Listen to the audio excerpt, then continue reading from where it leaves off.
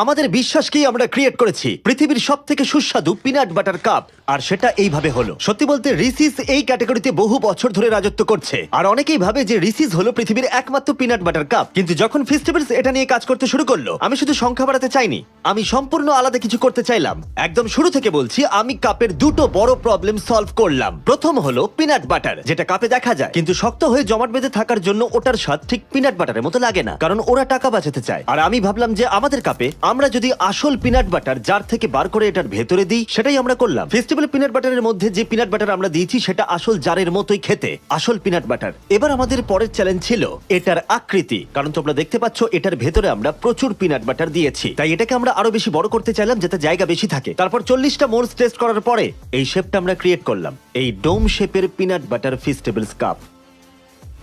যেমনটা তোমরা দেখছো এর ভেতরে অনেকটা পিনাট বাটার রয়েছে। এটা হাই কোয়ালিটি ফেস্টিভ্যাল চকলেট।